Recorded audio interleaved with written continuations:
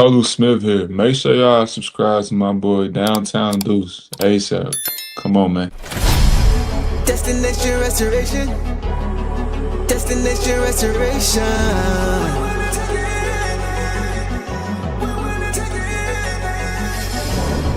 Destination restoration. Yeah, Detroit. Destination restoration. Yeah, it's our time. Can you feel the elevation? We on a mission on vacation. Time to create the separation. Championships and motivation. 313 need no explanation. Miss me with all that conversation. We ready for the confrontation.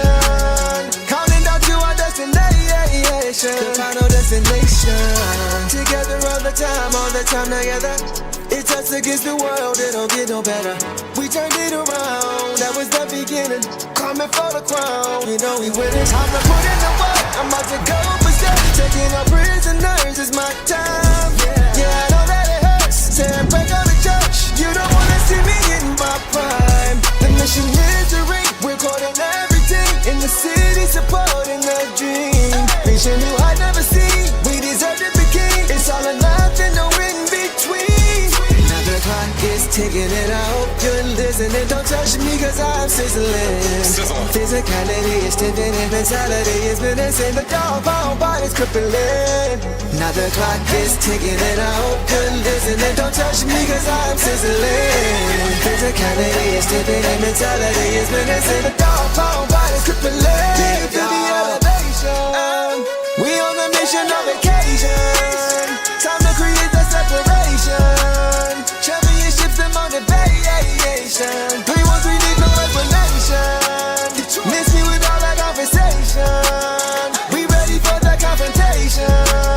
Counting down to our destination. The final destination.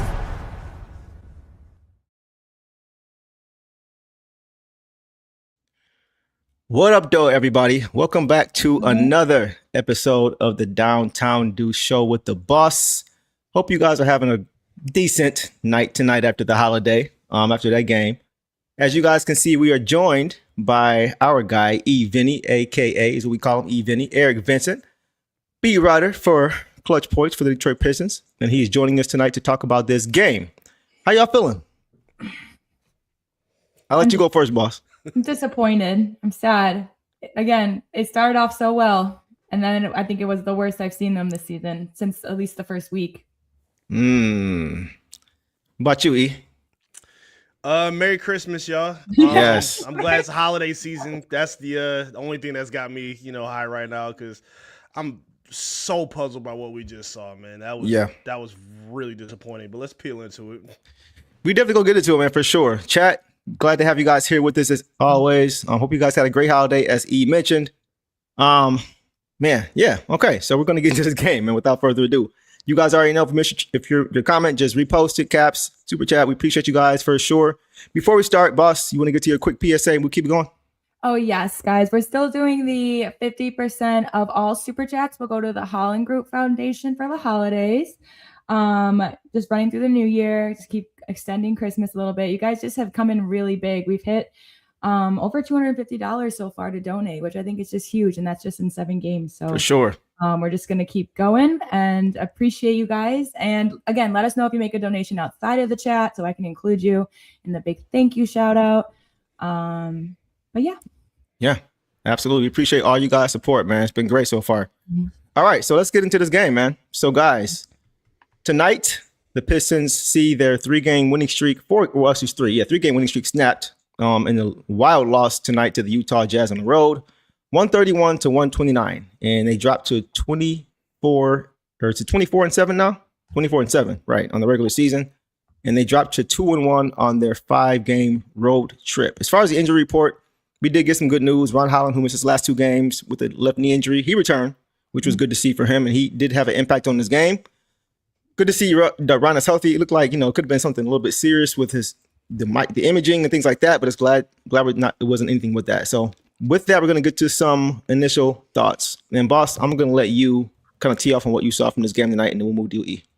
Yeah, basically what I kind of already said. I love the first half. I have so many positive things to say about the first half. Yeah. The second half was really rough. I think that we just had zero perimeter defense. No perimeter defense. None. No contested threes from a very good 3-point shooting team. Yeah.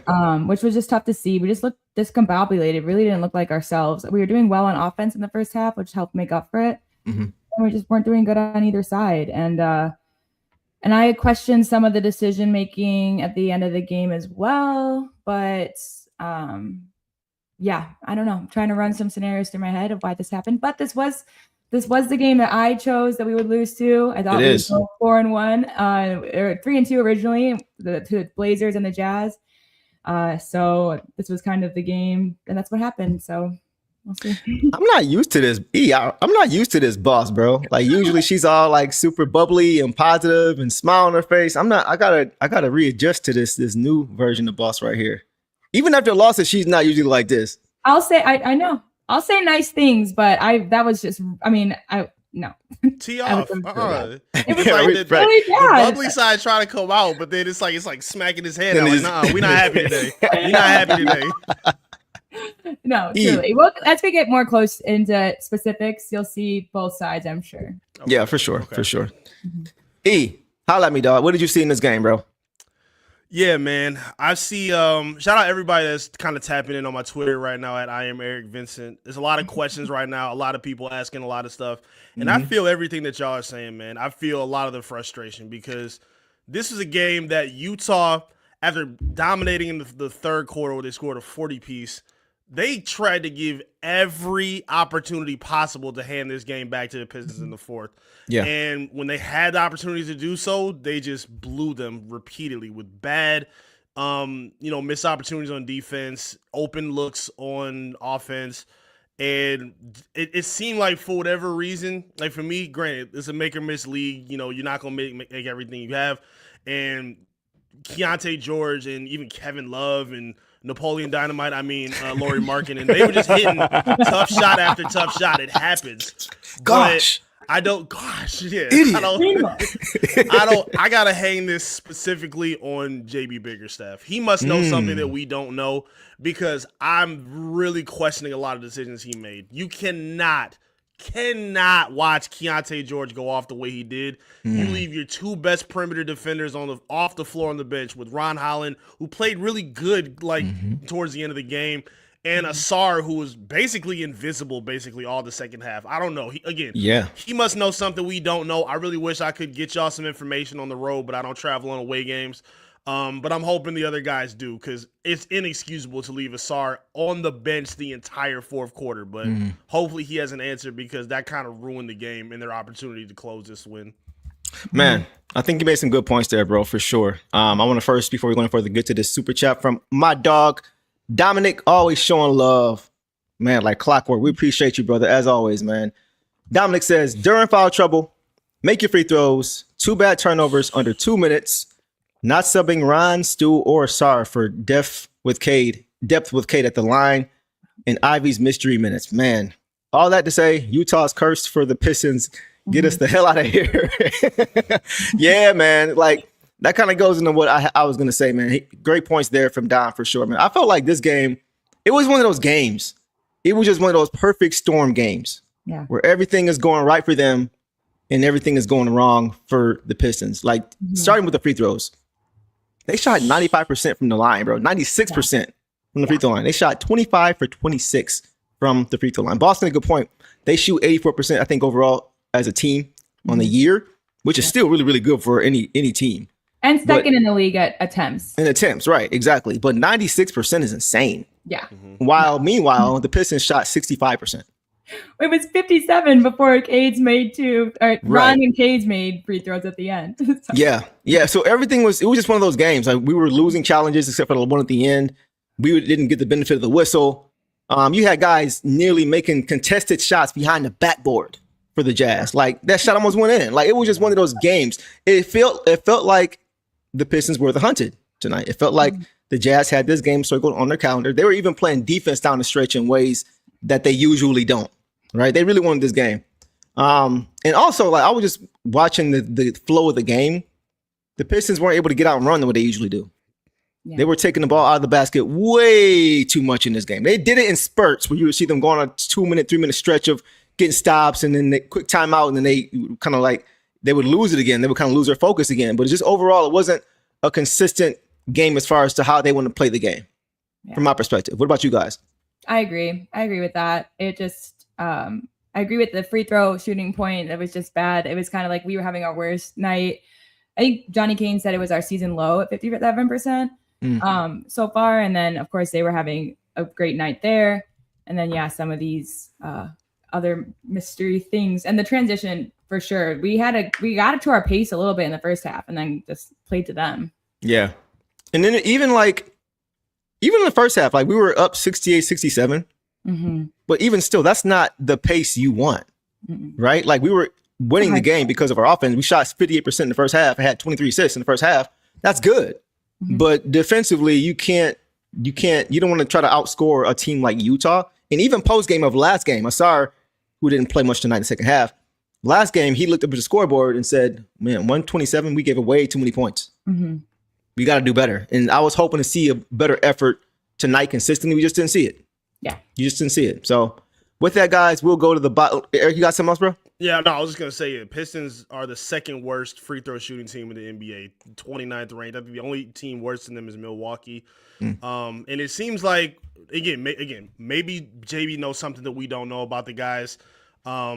We know historically through this season, he's been really leaning on the guys that he seems to trust in these crucial moments. And I feel like he's been kind of going away from some of the hotheads. Like, again, we're going to break down some of the players that, played how they played tonight.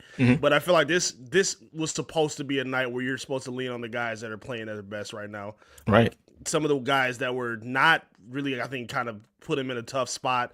And instead of making some needed changes, I think he just kind of went back to the well thinking that they're going to figure it out, and it just didn't happen. So, yeah, this is, a loss is a loss. But, again, when they had so many opportunities to kind of get the game back, that's what makes it so tough and, a little more tough to swallow. No, I agree with you, bro. Like, when you're in a 5-game road trip, depth is important. Like, I feel like we really didn't play to our strength as far as just using our depth, because a lot of times you would see when the starters would sit down, our bench guys would be the ones to often get us back into it just with their energy, right? And on a 5-game road trip, you need everybody. So I was disappointed, just like you, bro, not to see, certain guys who were playing well get the opportunity and be rewarded for that. So we'll get into that. Let's get into the box score, Boss and E. Let's start with Cade. So tonight, guys, Cade finished with 29 points on 10 for 19 overall, 3-6 from 3, 6-9 from the free throw line, 5 boards, 17 assists. I'm going to venture out and say that's a season high. Not 18 is his season high. Is 18 the season high? Okay. Okay, so he Mexico almost... City game. Who? Mexico City game against the Mavs. Dallas. Okay. Got you. Okay. And he had 4 turnovers. So he had, was that a better than 4-to-1 ratio, which is good. 2 steals, 2 blocks in 37 minutes. E, I'll let you run it off for us first, bro. What did you see from C2 tonight, bro? I liked what I saw from Cade. I didn't realize he was dishing so well in the first half. I think he had like 13 assists to kick off the first. Yeah.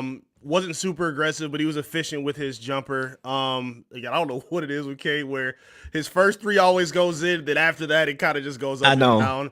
Yeah. I liked how aggressive he was to get into the hoop. Had some really nice dunks. Utah's a tall team, so he was going in the paint, being really aggressive, and I like seeing that side from him. He's getting to a point too where I don't want to say he's foul baiting, but he's initiating a lot of contact to get himself to the free throw line. But bruh, if you're gonna want those foul calls, you have to make your free throws. Yeah, the refs are very finicky. You were up against Scott Foster tonight. He was saying on the end of he was sitting on the floor after he chucked up that last shot, and he didn't get it. And it wasn't really a good look that he threw up, but it looked like he was more focused on initiating contact than trying to find a good look. I didn't even look at it like, oh, how could they not call that? Nah, that just wasn't a good look by him, and it wasn't enough contact to force their hand either way. So it was a good game by Cade. I liked his numbers. Just some spots where I'd like to see him a little bit more polished and clean. Yeah. And even in the fourth, like he had some good looks as well. But I think he needs to be a little bit more polished in certain spots, especially in terms of his free throw shooting and some better looks in terms of his fourth quarter shooting, to be honest. How'd you feel about the play call on that last call? I mean, it was only 2 seconds, so it really wasn't a whole lot of time to do much. So I wasn't mad at it. Okay. I didn't think he was going to get that call. I didn't mind him being the one to shoot. They were down. Was it a 2-point game or a 3-point game? Because 2-point game. I didn't love him shooting a 3, to be honest. I wanted to see him kind of get a little bit closer, but I just thought they could have did a little bit better with the shot selection in terms of the 2 seconds. Real quick, that was right. That was my only thing. Because usually on the road, you want to try to get out of there if you can. So I'm not mad at the 3, but once you see you got a smaller guy on you like that, right, I would have liked to try to see them get some a little closer. Go ahead, boss. Well, for me, like Eric was saying, I think Cade is much better about creating space, and instead he went for the foul. Mm-hmm. Like, I think he he just kept dribbling to the right. If he just cut back and dribbled left, that would give him enough space to at least have a better shot. That's what I was thinking. So I agree with Eric there. I understand why they went for the 3. It's like if it was like maybe one more, like 3 or 4 seconds, I could see them trying to go for the 2. JD wasn't very reliable. He had his ups and downs tonight in terms of offense and stuff and getting and the paint defense. But yeah, I liked what I saw from Cade, but I agree with Eric in terms of the last play. I think he was looking for contact more or something, like a little bit of a bailout. Yeah. I don't know.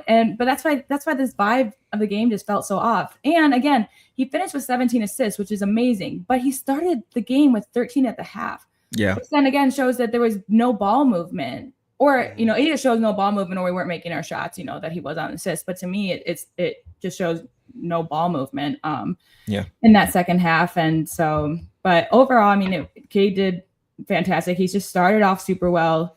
He did Cade things. I didn't have a lot of notes on him because he just looked like himself. He had that nice coast to coast dunk in the first, and then he had that deep 3 in the third that helped keep in momentum. But yeah, I don't know. It just wasn't enough, which is like for a 29-point, 17 assist night, that's crazy that it wasn't enough. Yeah, that's a good point too. I'm with you guys, man. I thought he's really started off great. He started off great. I think he finished okay. Well, could have finished a little bit better down the stretch, but I felt he had the first 5 points of the game, and he had eight assists in the first quarter. So he did have a nice disrespectful in and out dunk in the first quarter on the break. In case you missed it.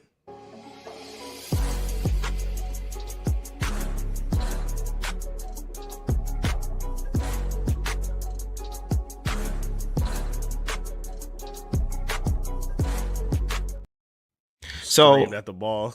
Yeah, I love it. It seemed like he was like whenever they try to go on a little run, he would try to instinctually just try to kill the momentum and make a play like that, which I like to see. I do also feel he could not get a good whistle tonight. Yeah, there was a lot of times whether he was going to the rack or even shooting 3 balls, he got smacked on the 3 ball, knocked it down, and didn't get a foul call. Well, but yet they were calling him for like inadvertent calls, just where he didn't even see the guy. He knocks the guy over and they call a foul. Like, go ahead, boss.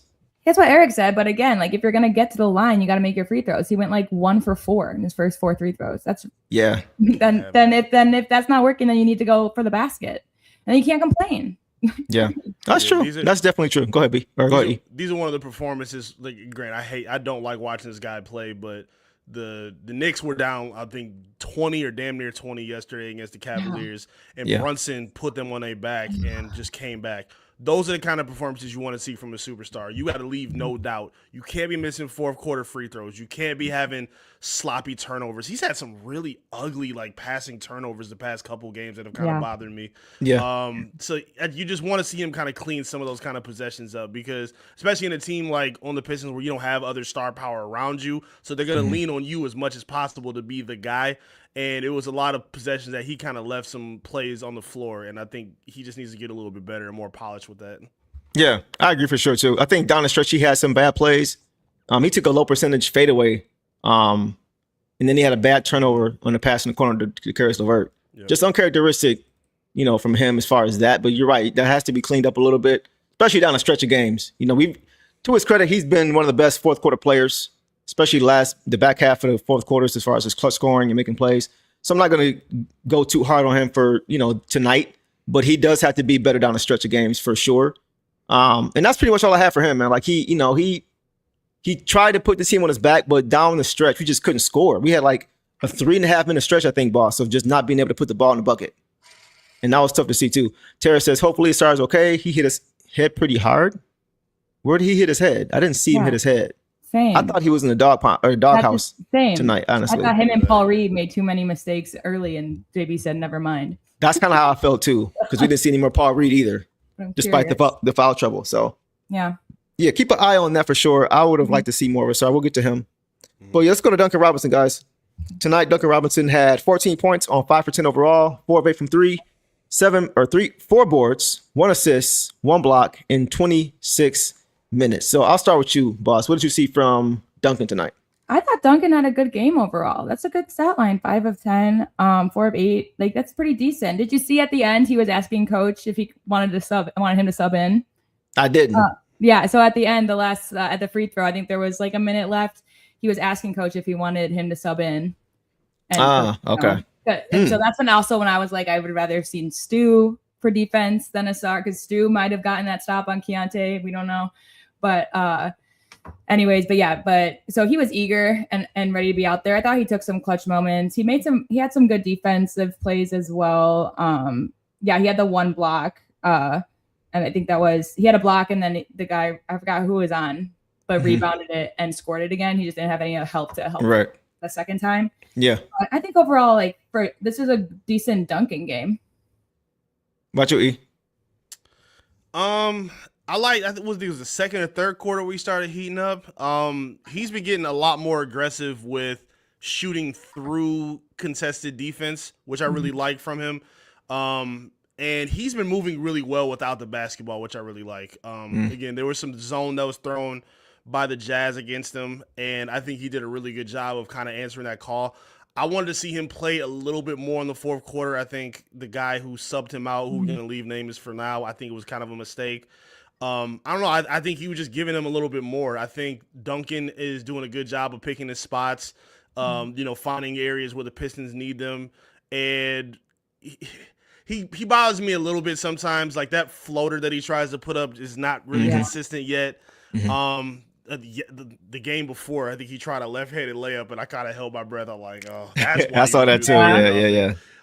But he was okay. It was a pretty good game by Duncan. Again, he's kind of in a weird spot sometimes with kind of his substitutions, but I thought he was pretty good for what the team needed tonight.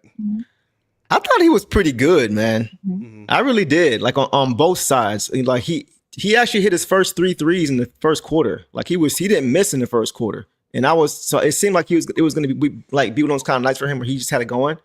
And like you said, I would have liked to see him more later. And he's showing more of that playmaking ability, man. Like, a lot of times you've seen guys close out hard to him. And like E said, like, shooting through traffic. He's not only doing that, but when those closeouts come hard, he's putting the ball on the floor more. He had a few more nice passes tonight, just finding guys. So, and then defensively, I thought he was solid. He made some good plays. Boss, you mentioned the play where he kind of almost forced a turnover and let his guy get by him, but there was no real help there after that, or the help came too late and then swing, now guys open. But I thought he was pretty good from what you would hope to see from Duncan overall. I mean, I thought he didn't play a ton of minutes either. That's the thing. Like, 26 is solid, 14, 5, and he shot 50% overall, giving us, anytime we get a block from Duncan Robinson, I'm happy. I'm happy. I'll take it, right? As far as just the effort. So I think he's pretty solid tonight. That's just me, but I think he was okay. All right, guys, let's move to Asar Thompson. This is crazy, right? 8 points, 3 of 4 overall, 2 of 4 from the free throw line, 6 boards, 3 turnovers, 1 steal, 16 minutes, guys. 16 minutes. That is 5 fewer than any other starter. So, E, let me swing it to you first, bro. Asar Thompson, what did you see from him tonight, bro? Or what didn't you see from him tonight? I didn't see him in the second half at all. Facts. I don't know what happened at all. I don't think he was great. He did a good job on the glass in some spots. He has a habit of still missing some layups that he shouldn't be missing.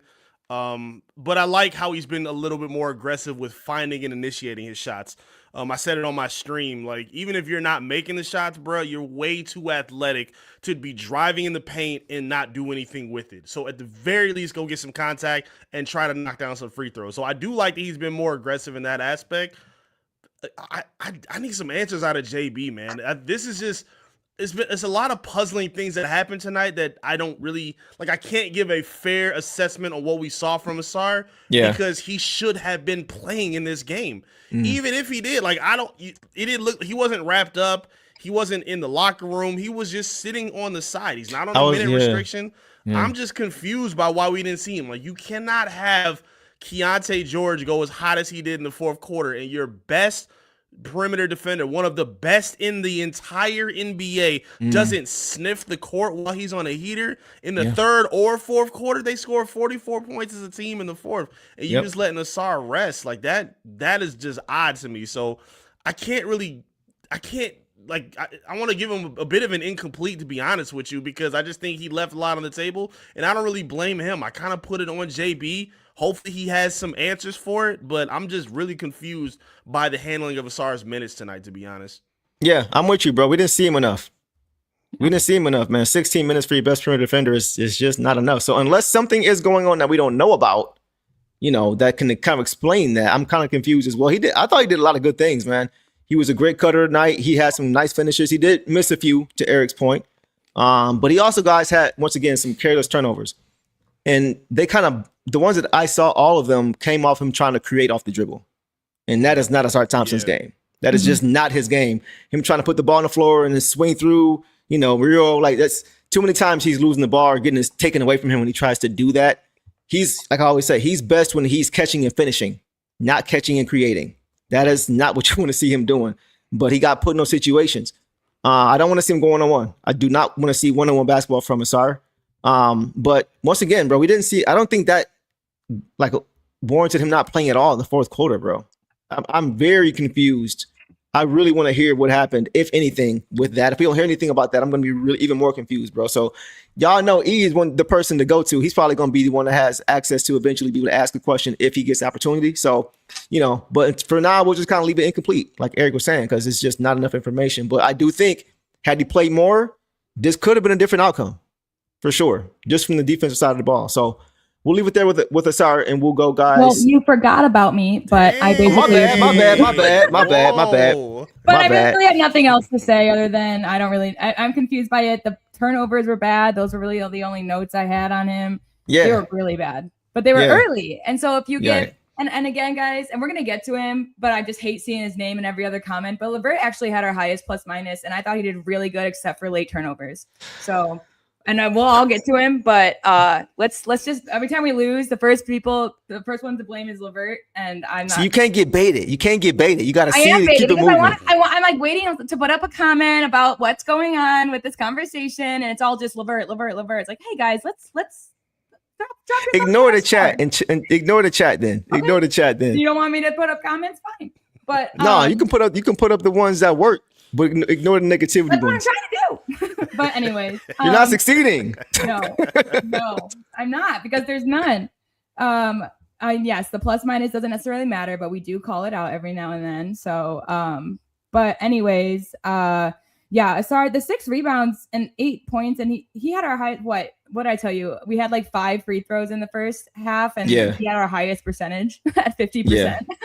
Yeah. So it's just ridiculous there, but.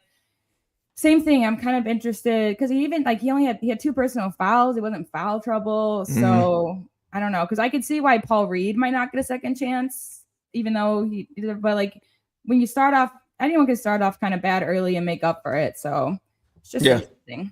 Yeah. Very, very strange. Okay. So leave it there on Asar. And guys, we will go to JD. JD tonight, guys. 11 points on 5 for 7 overall. 1 of 1 from the free throw line. 4 boards. 4 turnovers in 21 minutes. Boss, I will come to you first. I feel like I've been up and down with JD, but tonight he's kind of been up and down a little bit though. Just just being fair about it. So what'd you see? I just didn't like it. There were a couple times we saw it happen a few times in the game where he would like grab a rebound and bring it down, but not hold on to it. Again, this just cannot happen if you're a big guy. And again, he's coming off of two in a row 2010 games, and this is what he can do. So when you're out there doing 11 and 4 and your first 2 fouls were swiping at Markkanen, come on. Last minute. Yeah, I feel you on that one. Your arms up the entire time until the last minute you decide to swipe. Yeah. And then he was doing his whole, like, what about it again? And you mentioned it to me too, like, get back up the floor. He was kind of just I don't know what it was. Yeah. I even told you, I was like, the altitude. I don't know, like, what Yeah. was that? I mean, you know what? The more I thought about it, you might be onto something. Go ahead. But the Wolves just put on a show against the Nuggets, and we have a higher altitude in Denver than in Utah, So it's They used to it, though, possible. aren't they? But then aren't they kind of used to it in Denver? Yeah, I mean they're in the same Minnesota? division. They're in the same Okay. division. Okay. Oh no, that's the same division, but yeah, they are same division. Sorry. Yeah. But yeah, it was just not a good game from him, and he had a couple like where he made like 3 in a row, I think. Mhm. But then to do that and then look back, he only had 11 points, and I can remember a 3 in a row stretch. What were you doing? What were you doing the rest of the game? So I don't know, and I don't think he should have been in the last few minutes. I think it should have been Stu for defense. Yeah. Yeah. E, what'd you see, bro? This is one of the games that really frustrated me about JD. I've been saying it all season, and he really bothers me with those top of the perimeter ISOs where he's dribbling way too much. I'm tired of seeing that from him. I really am. Because, again, like Boss said, he brings the ball low and he's getting stripped every single time, and I'm sick of seeing that from him. If you're going to catch it from there, shoot the ball. Shoot that midi that you like. Operate from there to be a jump shooter. I don't like dribbling from as far as he does, trying to get to the hoop. Like, bro, you got blocked by Kevin Love today. That's completely unacceptable. That's 100% unacceptable. I want to see him catch the ball from the paint in. Do you want to dribble from there? That's fine. But he shouldn't be dribbling and operating from as far out as he is. Like, this seemed like one of those, remember those Andre Drummond days where he would have a 20-20 game and then he'll give you a night like JD did tonight? This is like what it kind of felt like to me. I was really disappointed with a lot that I saw from JD. He has some good contests defensively. He's getting a little bit better in terms of his perimeter defense, even though I think Kevin Love and some other guys that were getting hot should not have been getting hot. But yeah, this was definitely one of the more disappointing games that I saw from Jalen Duren tonight. Yeah, I feel like he just couldn't get in the rhythm because of what Boss mentioned with those two fouls. Like, just not disciplined defensively. Yeah. Right. Just trying to go for the home run play defensively because you think you got a quicker hands than the other guy. Once you get the first one, you can't do it again. No. Back. Yeah. So I think that kind of hurt his momentum. He seemed like he was just kind of out of the game. He tried to get back into it in the third quarter, but once he picked up another foul, it's like I don't want to say he gave up because he didn't give up, but he didn't have that same mentality that he had and the same focus that we're used to seeing him have. Yeah, like if we're gonna talk about guys like Cade, who's improved his defense, moving his feet. Asar has improved his moving his feet. Jaden has improved his moving his feet. We got to talk about everybody. And tonight, JD was not one of those guys who moved his feet and played with his hands up instead of trying to play a little bit lazy defensively, because we all know it requires more energy to move your feet than it does to use your hands. Eric, you hoop, right? Yep. So, and you hoop too, boss, right? So we all know like it requires more energy, right? But he just didn't show the effort that we're used to seeing him defensively, and I think it really affected him on both ends, along with just being in foul trouble and not being able to get into a flow. So one of his bad games was a stinker. He's been playing really well as late, like you mentioned, boss. 10 games back to back before this one. So bad game, right? We just hope it doesn't continue, and we want to see these habits kind of go away over time as far as defensively and discipline. So, and I think what also just sticks out, because again, it was a bad game for everyone pretty overall, especially as a team in the second half. But what sticks out is like it was kind of a bad game from the start for him. Like a lot of guys played, almost the whole team played great in the first half, and then it kind of just tapered off as a team effort too. But him, it just wasn't, like you said, wasn't there really at all. So. By the way, guys, we have somebody who is really big on the political side of hoops as far as, bets and stuff like that. He's in here every time there's something going on that doesn't look right to him. He's like, why didn't this happen? Why didn't that happen? What was the spread? So I see you, the beast. I saw him going up and down with some comments, though. He was throwing me.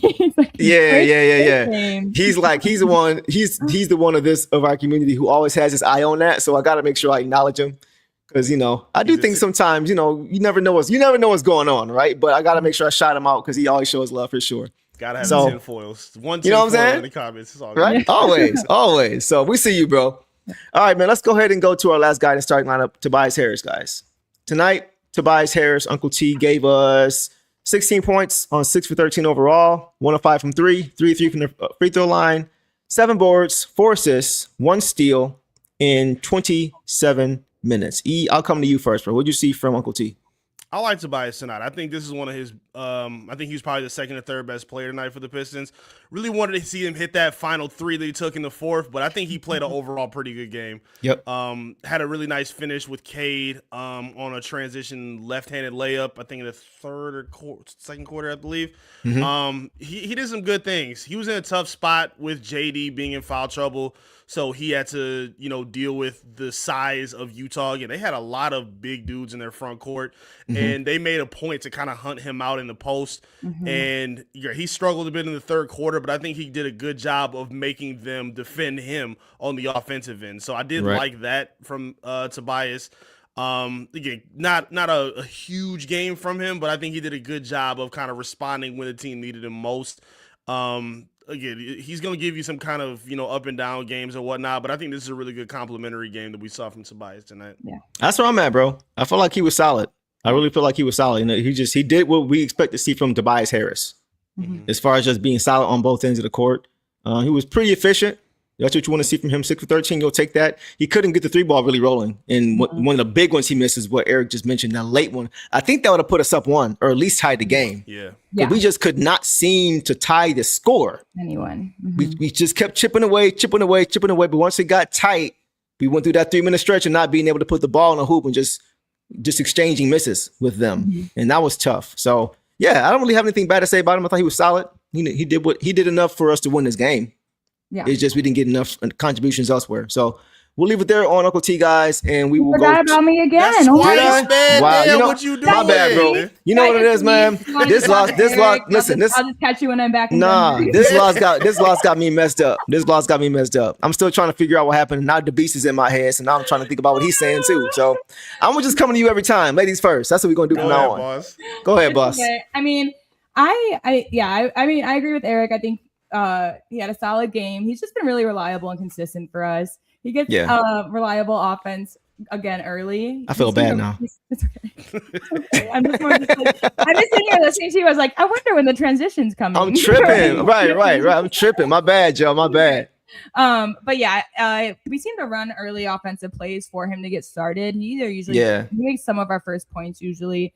And he had a vet move when the Jazz had the momentum. He just took the ball, got an early shot at the free throw line just to slow it down. Like he was just like, I'm just gonna take an easy shot and get this going. So a lot of vet presence from him. And yeah, if his three ball was going down, I mean, he's been very helpful in the clutch as a vet player. So I understand why he was in there. I wasn't mad about that in terms of the lineup, but I think it was a solid game. I did mention to you you saw him get frustrated with Duren, and it was because Duren was out on the perimeter guarding Nurkic, and so then I think him and Tobias switched. I think Tobias was on Nurkic, and then Markkanen made a cut, and Tobias had to catch up with Markkanen, but then Duren went up high instead of staying down low, and so then Markkanen's going to beat Tobias. But if Duren was there, maybe because Duren's defense has been iffy. But I saw Tobias get, kind of frustrated with him. Like you need to be there to help. Yeah. But like you said, there's a lot of big guys on the Jazz, so it was just a matter of size as well. But I saw him back some guys down. He was a good unk tonight. I wish we got the win for him and Cade. Man, I just love his warm ups. Like he gets so like they call me unk. Like, have you seen yourself? You tuck in your shirt. You put your crew socks over your pants. I'm screaming. You look like Unk out there. He warms up to 90s hip hop. Like, yeah, he can't beat the allegations. You know what I'm saying? No, there's no way he's gonna. I think he's just leaning all the way in now because there's no way he's gonna beat him going forward. Yeah, so it's all good. He's taking it, embracing it willingly. Sean says, can't complain about a sorry in GI minutes when Deuce is trying to take all of Boss's minutes. Hey man, I'm about to put myself on the bench, bro. I'm about to sit myself down like J.I. and Sark got sat down for sure tonight. For real. My shot is off. My efficiency is terrible. I can't get no steals, no stocks. What's going on? Shooting 1 for 10, 6 for 9 from the free throw line. Feeling like Ivy over here. Like, what did I do? But it's all good though. With the rock. Throw me the rock. Throw me the rock. No. Swing. No Sorry. swing. No swing. I'm gonna swing it to you first going forward. I promise. Man, but I agree. Like, it's funny because like it's easy to get caught on those switches if you don't rep it out in practice. And it seems like they probably have, and I think that's why Tobias was so mad. And it's funny because JD didn't even argue it. He didn't even argue it. When Tobias was getting down, he was just like, kind of turned his head and walked away. He knew. So it just wasn't a good defensive game from JD. But it's good once again to see Tobias being the guy defensively to call it out, because he's not known to be a defender, but once again, he's buying in. So that it's good to see him doing those things as far as defensively as well. We've seen JD do it with Asar. We've seen Stu do it with JI, right? So we're seeing all these guys hold each other accountable, and I do think that's a good thing. So we'll leave it there on Unc, and we'll go to some bench guys. Quickly, we'll go to Paul Reed, boss. He played 4 minutes, didn't really play too well, 0 for 2 from the field, 2 rebounds, 1 assist, 2 blocks. 2 blocks in 4 minutes is actually crazy. I think it was back-to-back blocks too. So what did you see, boss, from B-Ball Paul tonight? I think you're muted up. You mute yourself? Yeah, I see your thing flashing. Yeah, there you go. There you go. Thanks, guys. It's all good. I'm taking myself out of the game. You didn't think I was going to come to you, did you? That's why you was like, oh, I'm good. Don't even worry. Go ahead. Stand in the corner over here. Go ahead. But yeah, I think, he wasn't in there for long. I don't know really what he did. Oh, he missed a couple shots, I think, or just one, but that's kind of what I think, just let JB take him out. But the 2 blocks were huge, and they just kept fighting for that rebound. So I just saw the effort from him, but then he went out and didn't really come back in. I don't know if it was as clean. I thought we would see it more, because I was hoping for more Duran Stu lineups together out there with all the big guys they had, but we'll see more of B-Ball, hopefully. Appreciated the effort. I mean, again, 2 rebounds, an assist, and 2 blocks in 4 minutes is actually pretty good. Yeah. More than JD did, so. Yeah, it was puzzling. It was puzzling. We're not going back. We're not backtracking. Don't make me go on Unc now like you did on me last time. No, I'm not. What'd you see quickly from B-Ball Paul, if anything, bro? Yeah, I thought he was going to be a little more impactful. When Duran is in foul trouble, you need some energy from B-Ball Paul, and I think he was just a little lacking. Again, I don't know if it's, the lack of, consistency he kind of gets in the rotation, but normally that doesn't affect him, so I can't really give him that benefit of the doubt, unfortunately. Thought he'd be a little bit better. Hopefully down the line we can see some better ball from him, but kind of quiet night from B-Ball Paul. Yeah, my theory is he didn't play a lot because when he was in the game, he was giving Lauri Markkanen way too much space. Yeah. Oh, yeah. Behind the line, like multiple times. He wasn't in long, but multiple possessions. I saw him just, especially the last one where he got caught in the switch where it was miscommunication, and he was under the rim and Markkanen was out at the 3-point line. And he didn't even run out to challenge him. He kind of assumed he was going to shoot it and just kind of stood there. That wasn't Markkanen. I think that was Love. That Nurkic? Nurkic. It was Nurkic. Yeah. So it got switched to him and he just kind of stood there. And then Nurkic said, okay, let me gather. And then once he gathered, then Paul Reed tried to get out there and it was too late by that point. So that happened twice. Not to that extent, but it happened twice where he got left wide open. I'm wondering if maybe that was why he got pulled, but that's the only thing I could really look at. But didn't see too much from him, man. Just 4 minutes. So yeah, we'll see what happens next game. Go ahead, boss. That's what I would assume too. But again, our lack of perimeter defense as a team would make me think that almost wouldn't be enough to pull him, because a lot of guys were just slow to get to the outside. It's true. Yeah, it's true. It wasn't just him. I agree that I think that was why his minutes weren't extended. Yeah. All right. So we'll leave it there, guys. On Paul Reed, we'll go to Isaiah Stewart. Isaiah Stewart tonight, guys. 4 points on 2 for 7 overall, 0 of 2 from 3, 4 boards, 1 assist, 1 turnover, 3 blocks in 26 minutes. Boss, what did you see from Stu tonight? Yeah, the 3 blocks were huge. I know him and Nurkic have a pass. That's why Nurkic is on my list. So it was annoying to see him get dunked on by Nurk, because like the last guy wanted to dunk on. Yeah. Didn't he get blocked by him too? And he hung him up. Yeah. Yes, that too. Man. Nurkic won the battle tonight, sadly, but we'll see him again. But actually, no, we won't. I think we played them. Yeah, we played him twice. Yeah. Well, maybe Jokic can take care of Nurkic for us. But maybe not. It was just, this is not the best stat line for Stu. Usually he's a little bit higher on points. At least he's been getting those hook shots, but getting shots off at the rim, and that wasn't really created tonight for him. He did pretty good on defense. 2 of 7 is pretty bad. Misses 2 threes, but we don't really, we're not expecting him to take those. He took them when he was open and just off. The 4 personal fouls, 1 turnover. Yeah, I mean, just not his greatest night, but I appreciate the defense when he was out there. Yeah. What about you, E? Yeah, I think that 1 block that he had early in this first half kind of saved a lot of his night, because he wasn't really good. I don't think he missed a lot of those like touch floaters and hooks that Boss was just talking about offensively. Had another 3 that was kind of big in the second half that he missed. So I think that was kind of a big part of my disappointment, to be honest. And then a lot of the fouls that allowed Utah to come back in the second half and the third quarter was due to Stu. So I wasn't really impressed with a lot of thought that I saw from Stu. He's definitely got to be a little bit better, especially coming off, I think, the last game where he had 17, 18 points. He's got to be a little bit better from what we saw. It was just on both ends of the floor. I wasn't really impressed from what we had from Stu. Yeah. So I definitely, this is one of those nights where I wanted to see, why I want to see JD and Stu. Right? I mean, you got Nurkic and Markkanen up front. Right. Like, come on, bro. Like, I love Tobias, and he played a good Tobias game. But these are the types of matchups that I'm talking about with why I want to see the two big lineup going forward, period. Agreed. Right? Especially once J.I. is back, which I think is coming soon.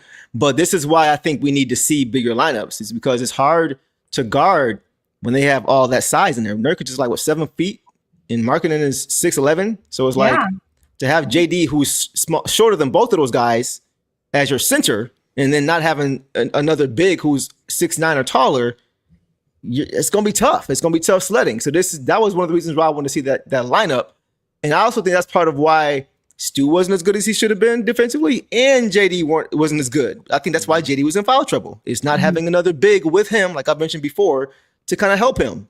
And I think that's why Stu struggled as well defensively, because I think he and JD only played 3 or 4 minutes together total tonight. Total. I don't see how they played 3 minutes together total when you're playing against two near 7-footers for most of the night. That to me is confusing. So I think it's foul trouble a little bit. Yeah, I think that's what caused it. It's just not having each other on the court. Oh yeah. You know what I'm saying? That's why because even without Nurkic, I think we talked about it already. Some of the teams we'd want a 2 big lineup. When me and you were even talking about it as a situational thing early on, not knowing how it would look. I think even just preseason.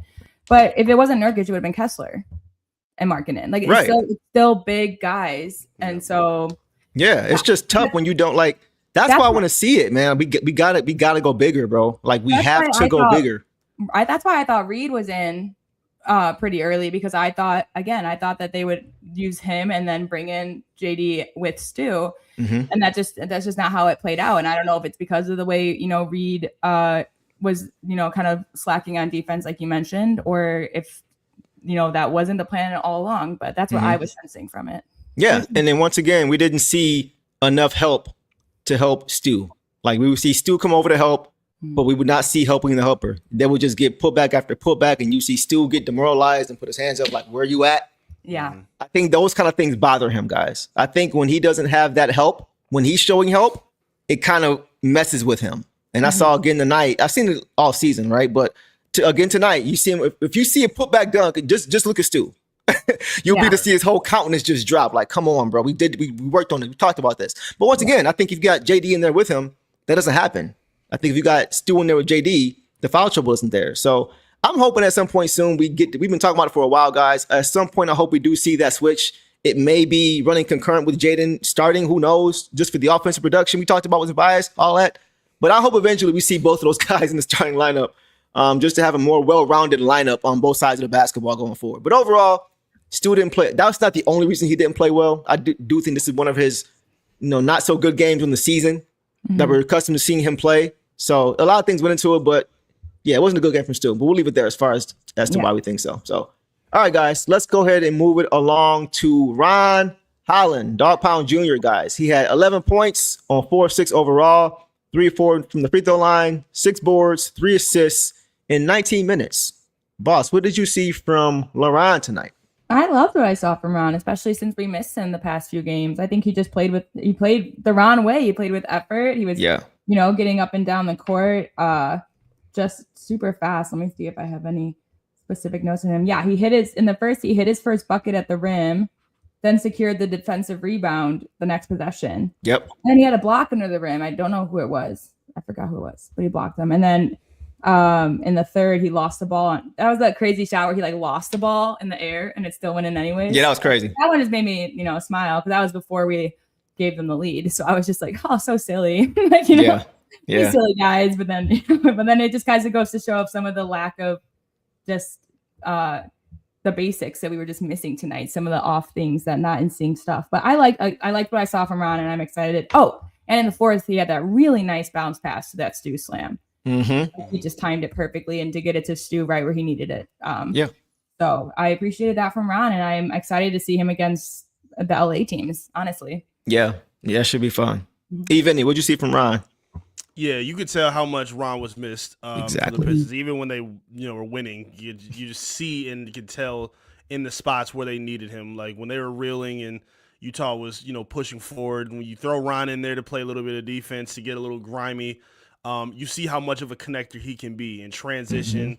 On defense. Like Ron has so much value. Like I was kind of going back and forth with somebody on my stream.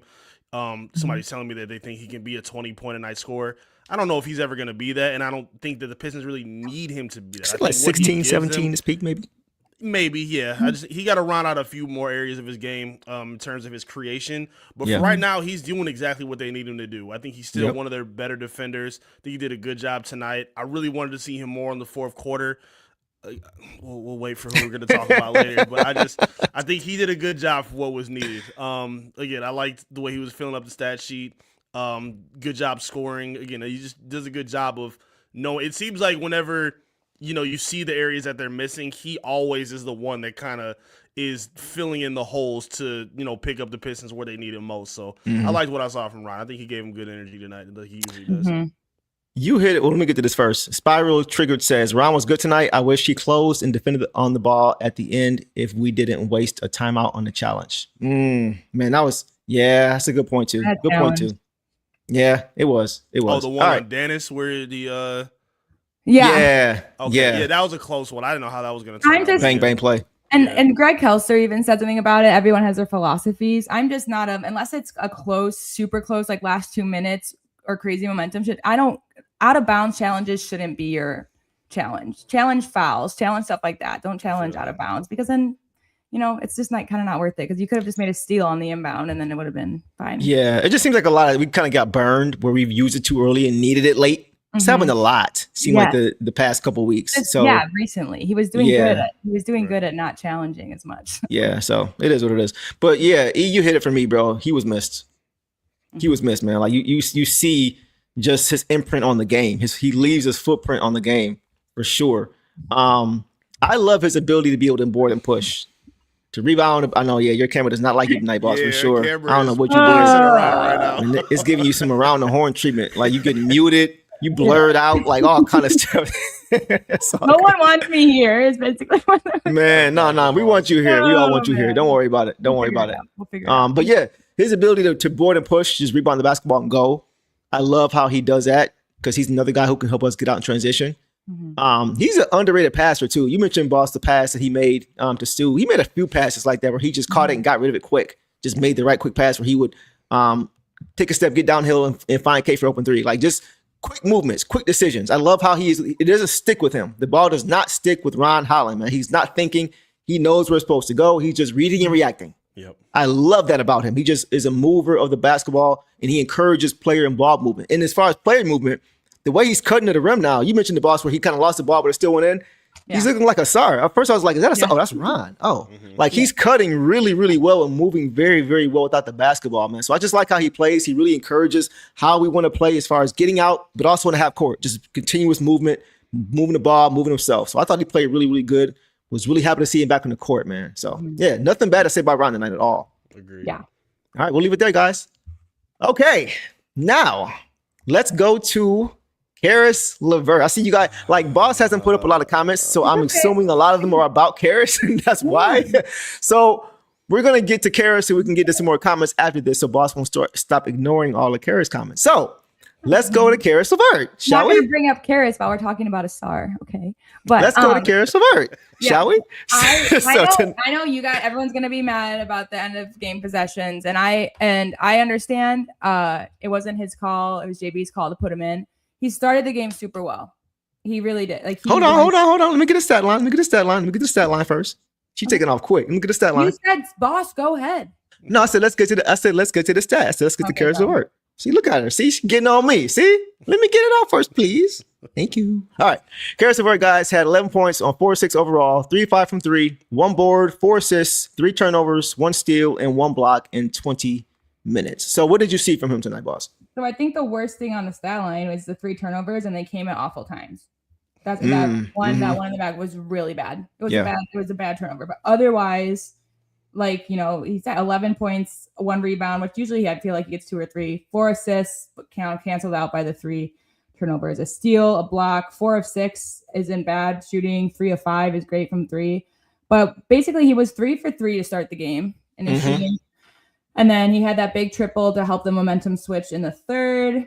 And then I saw he had played some good defense on Markkanen. He had made Markkanen miss. He had an air ball, I think. And then, I think he did pretty well there.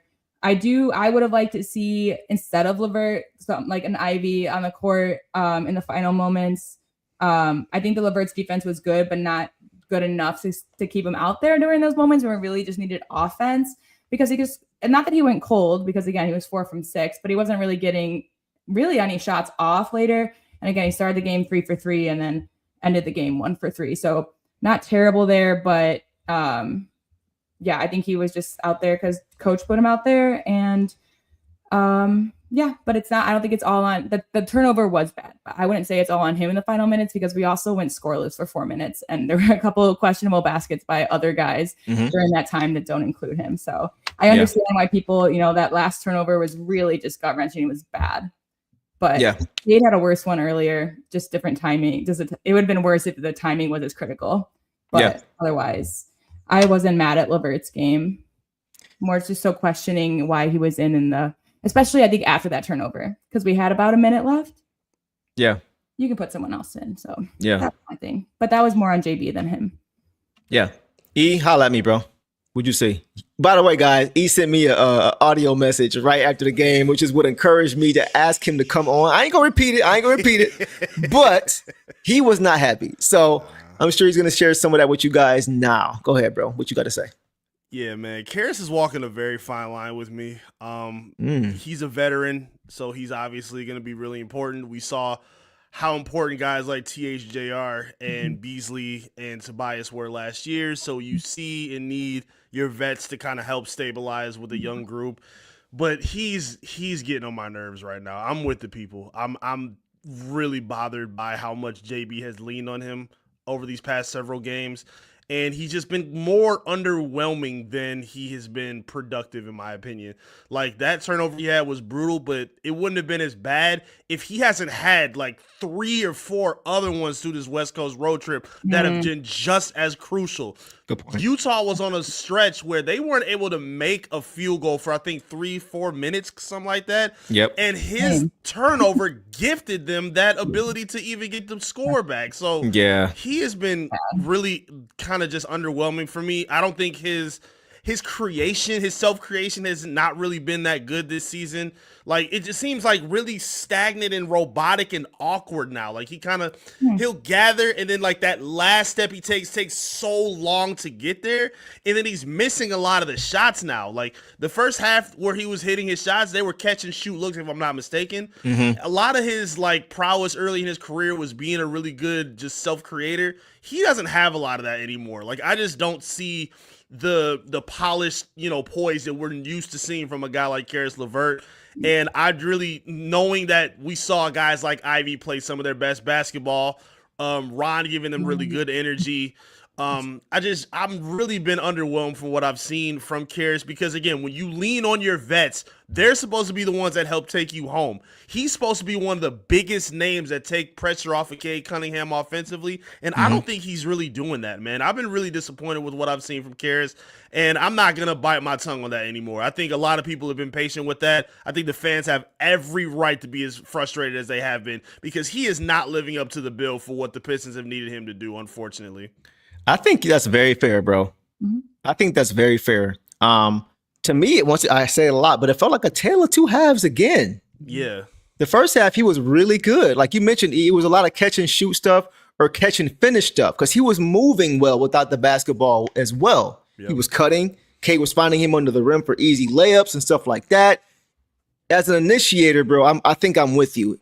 I don't think he has the same ability to get down the hill as he usually does or has. And we know that he's out there in large part to be a secondary playmaker, but to also take pressure off of Cade. And a lot of times when he's out there, I'm seeing them kind of like say, okay, we see you, double Cade. Like they're not even paying him a lot of attention, which is a big reason as to why he's out there. So for me, that's a problem. That's why I like seeing different guys out there who we'll get to later. But I don't think he draws enough attention away from Cade while he's out there to garner as many minutes as he's getting. It's like if that's the case, I'd rather just have Duncan out there and to knock down shots, right? Because at least he's knocking down shots.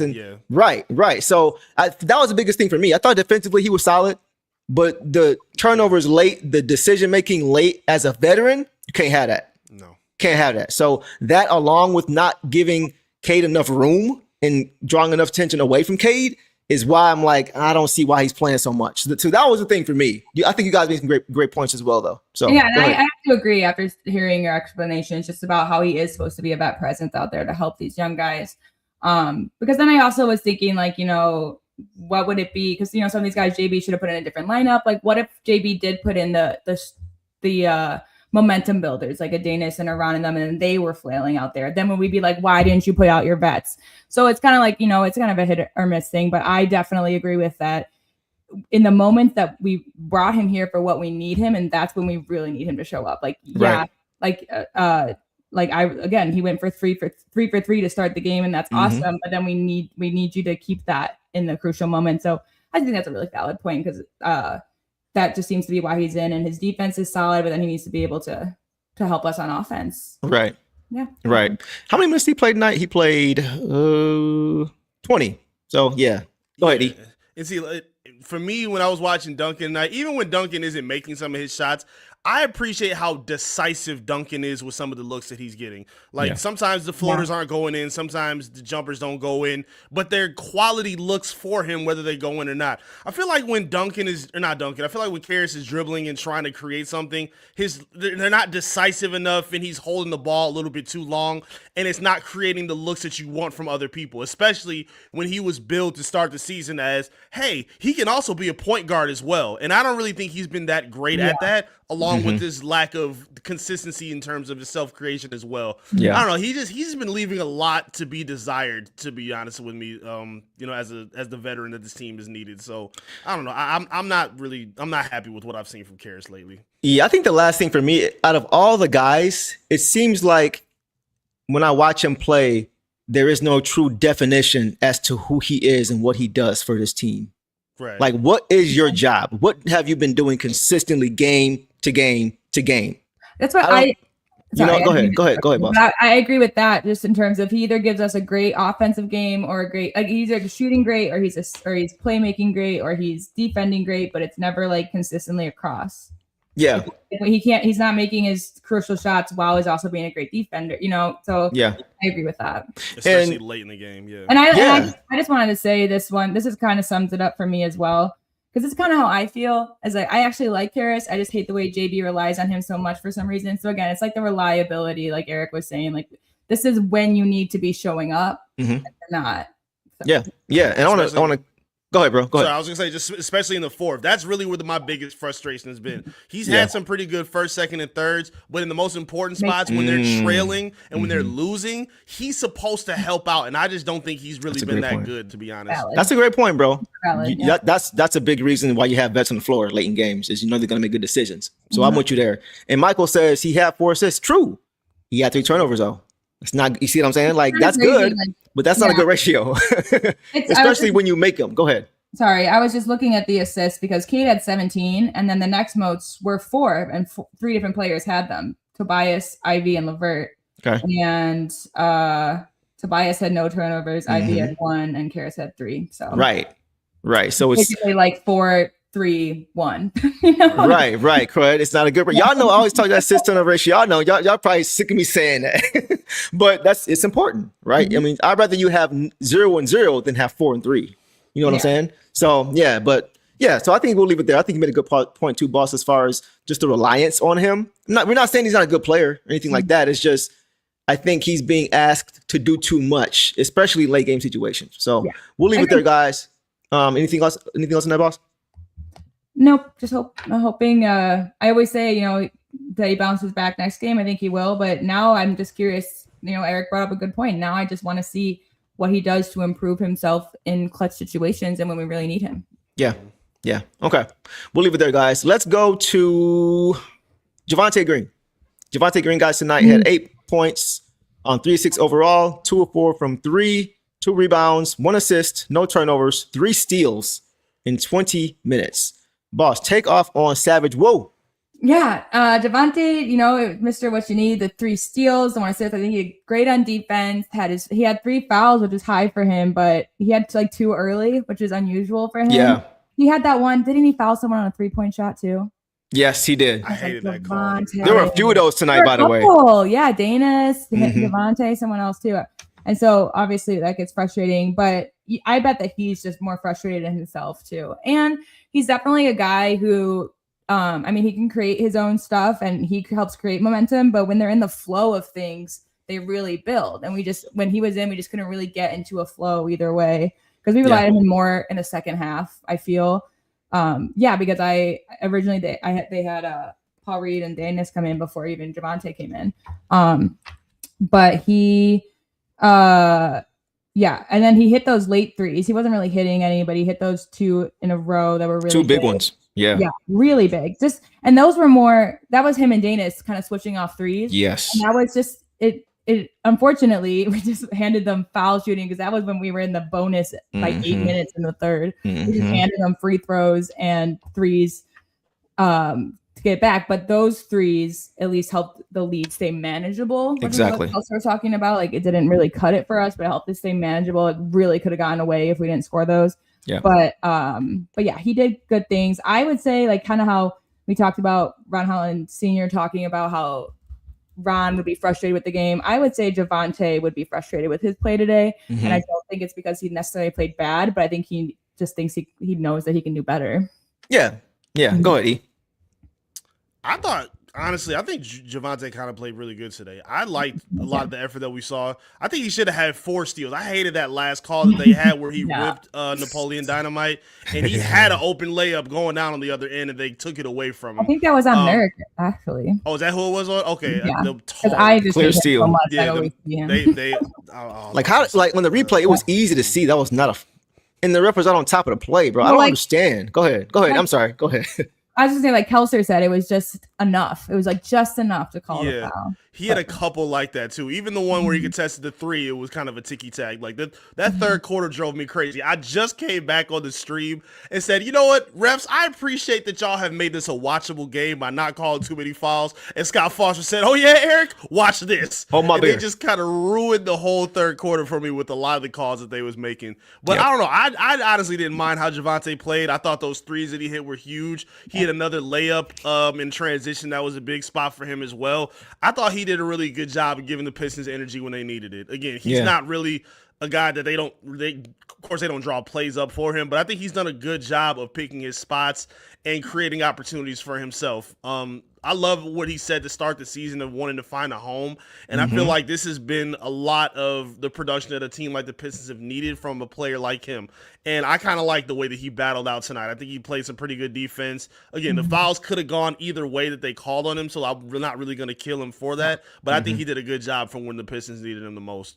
Yeah, I feel like the effort was there as it always is. I just feel like some plays just were a little uncharacteristic where he just couldn't finish the play, right? Like one play, he had the ball stolen from him on the baseline, which is uncharacteristic. And I sometimes like it's great when he gambles. It's great when he doesn't get the steal. I was like, he went for that one on Markkanen, and he didn't get it, and that puts gives him a numbers advantage. So like I said it before, like I like it's cool, but for me, I get a little nervous when he does it because a lot of time he doesn't get the swipe. But I mean, he didn't have a bad game. He just didn't play. He's been playing really, really well all year. So I think this was just an average game. He made some big shots in that third quarter though. When we needed him, just like you said, just to keep it right at the 10-point mark, right below 10 points, double-digit lead. So I thought overall he was okay. It wasn't bad, but he could have been a little better, could have been a little worse. But he wasn't the reason we wouldn't have lost this game at all. Yeah, Mr. What You Need, coach, for sure. Yeah. I like that. All right. We'll leave it there, guys, on Savage Woo, and we will go to Jaden Ivey, guys. Tonight, Jaden Ivey had 11 points on 4 or 5 overall, 3 of 3 from 3, 0-2 from the free throw line, which is uncharacteristic. 4 assists, 1 turnover in 14 minutes, man. So, boss, I will swing it to you first. What did you see from J.I.? I loved everything I saw from him. And I know that right now it's like minutes restriction, but like, what is the restriction? Because we've seen him play 20 minutes. We've seen him play 14 minutes. Like we've seen him say 8. Like, what's the restriction? Because he just wasn't, because we talked about it when we didn't see him in. I was like, well, maybe they're just making sure that he has time in the fourth because he's doing so well. And he didn't come in the fourth. But he had some of my notes, my positive notes for him were, sorry, I never take them on my phone. Oh, well, that first one was when he first came in, he found, instead of going up on Nurkic, he found Tobias underneath. Like he didn't panic. He didn't panic saying, I'm right on the rim. I have to get this up and try to get it over. Like he just was a little patient and got the ball for Tobias to score. He hit his first shot, which was the 3. He rejected Kevin Love, which was nice. Yeah, that was a nice block. Yeah. And then he did play in the third. In the third, he made that big 3 to help the momentum after the 12-point deficit. And then he found Devontae Green for a basket. He assisted in on the next possession. So he just played, I mean, super well tonight. 100% on what was it? 100% on threes. Yeah. Yep. And then I don't know. I'm just like, I'm ready for him to be in more. And so I'm just curious, like Eric was saying, I just want some answers of like, because I haven't heard if it's an official minutes restriction. Eric, you probably know, but I don't get it. Why? Because he's gone up to 20 minutes before. So I just don't really know. But I would have loved to see him just even in the third to help create offense. And then in those final few minutes, even if it was a minutes restriction, why not put him in for the last 2 minutes, you know? Yeah. Yeah. E, what'd you see from J.I. tonight, my dog? That's my dog. J.I. That's my I love dog. what I saw from you, man. I'm really proud of you, dog. Because we beating for you over here. Deuce has coined, the high VI that we are. We gonna rep for you, bro. But I thought he was fantastic because he's, again, while he's still playing within the flow of the team, he's showing a little bit of, I can actually do this again too. He's doing a really good job with his catch and shoot opportunity looks from 3, made with 3 triples. Was getting some of his own looks from mid-range as well. Really nice extra passes as well, setting up other guys in transition, which I really love. Yes. Again, I know he can create his own and be, an isolation player if he needs to be, but I like that he's not forcing it and still playing within the flow of getting other people involved in the same time. Yeah. And he's giving you a mixed bag of everything. The defense is still there, contesting shots, and playing within the flow of the offense, in a consistent and efficient manner. I really like what I saw. I want to see some more transparency out of JB Biggerstaff or the medical team or whatever it is. Like I've asked him a couple times, about what he's seen and if they plan on taking the training wheels off, because in a game like tonight, you really could have used him over somebody like Karis LeVert. I'm sorry. I just think Ivy is giving you too much. His spacing was really well. I like the minutes he's playing with Cade. I think they're getting a rhythm again. Cade is the Deuce. You texted me about this the other day. There are a lot of times where Cade is kind of spoon feeding him the ball to get his confidence going, and I think it's working for him. Like he's made a lot of tough, a lot of those left-handed up and under finishes in transition. Floaters above some of the tall trees in Utah. Like I think he's done a really good job of showing that he can do a lot instead of just being, like it's not like Duncan where Duncan is great when he's knocking down threes. I think Ivy has shown that he can be productive in every aspect that they need. And a lot of people have ripped on him for, being the point guard, the initiator of the offense, thinking it should be Danish or somebody else. I think he's done really good at that. I think he's done good against the zone. I think he's done well against man. I'm really proud of the progression that we're seeing from Ivy, and I really kind of want to see some transparency on why he's not on the floor more, because the Pistons really could have used him and a lot of their young guns instead of JB leaning on the guys and the vets that he trusts and believes in instead of the hot hands that are playing the best for his team right now. Yes. I think that's a great point, bro. Yeah, 100%, man. I'm with you guys, man. Like 3 minutes, he had 7 points on 3-3 shooting with 2 assists and a block. Crazy. Like, come on, man. Come on, man. Like at this point, it's obvious. As I was watching the game early, I'm like, he's about to get that starting spot soon. I'm thinking he's going to have 25 plus minutes the way he's going. Like, and it was just confusing. He was an immediate impact, guys. As soon as he came into the game, every time he came into the game, it wasn't just the first time. Every time he would come into the game was when we were going that run. The 14-2 run we had to start after that first time out early was when he came into the game. Yep. In the third quarter, when he came into the game, after that sluggish start in the third quarter, we got it back into the game. Like, he was just that guy that was a spark plug along with guys like Ron, but he was a big part of that in both halves, man. And guys, any more questions about a shooting? Any more? Dead. We heard last year it was only 30 games. It's a fluke. 40% is not going to be sustainable. It's 3 for 3 crazy again. because the last game we talked about how we just got to see his speed, and like he was just, and then this today was just really amplifying his shooting. Yeah. So now we have both pieces. Right, exactly. And the defense, man, the way he is moving his feet on defense now, I have not seen him that I can recall get a foul from swiping at the ball. Mm-hmm. Right. I've not seen it, man. Like, when he's closing out, he's recovering well and he's moving his feet. It's like his hands are behind his back. Yeah. He's not even like, he's so committed to that end. And because he's so athletic, he's got the foot speed to not have to reach. He's so fast. He doesn't have to reach. But even positionally, you probably seen the way he's just kind of shading the guy and his angles. It's different now. Like, you can tell he's been studying film. He's been watching guys and he's understanding how to play defense from a technical standpoint, not even just an effort standpoint. Go ahead, E.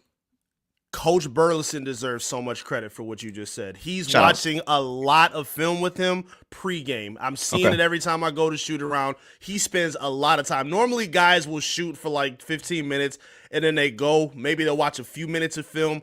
Ivy stays on the court with Coach Burleson for like 25 minutes, and they're going over a lot of areas that he can be better at. Okay. I'm seeing a lot of those improvements as well, especially off-ball defense. Yes.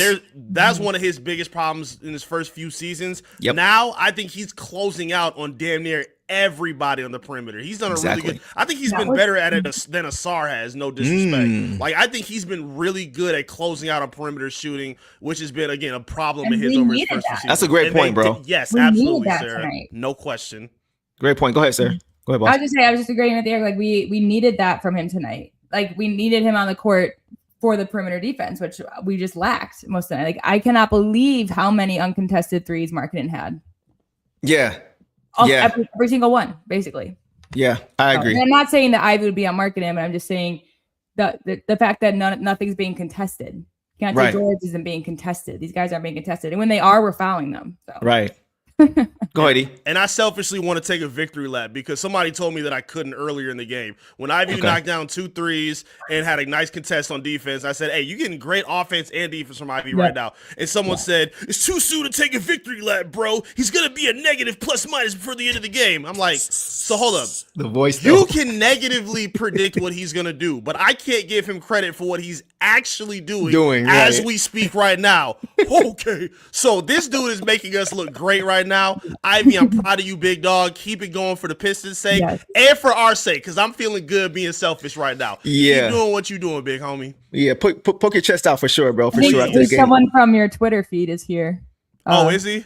I don't know, but the Baby Cakes 9976 has not been sold on Ivy through this conversation. Bro, your That's name is pretty. Baby Cakes. I'm sorry. We're not Still going to take anti-Ivy. that serious. Your name is Baby Cakes I just 9976. I'm sorry. it must be from Eric's Twitter. I'm sorry. 'cause- That might be. Man, yeah. You might be right, boss. But again, this is Baby Cakes we're talking about. So If you're watching him play and you find negatives, then you already had an idea going in you were gonna be happy with. You know what I mean? Like, bruh.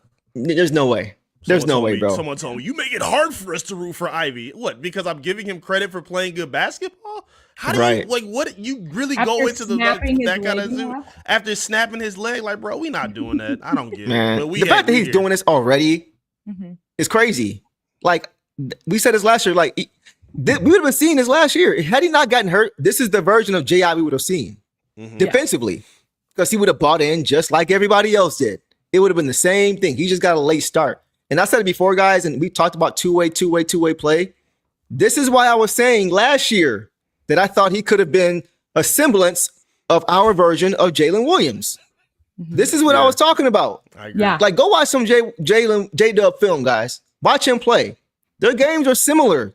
Jay Williams is a great defender, but you see that J.I. has the ability to approach that level, man, especially if he's watching film like Eric just brought out with Coach Burleson, like studying that end of the floor because he's known to be an offensive player. If he commits to that end, like effort-wise and tactically, like technically as well, as far as the IQ piece and understanding and things like that, he can be that guy. Yeah. That two-way demon on the. He's got the athleticism. He's got the speed, he's got the shooting ability. I don't know what people aren't seeing when it comes to him being that guy at his peak.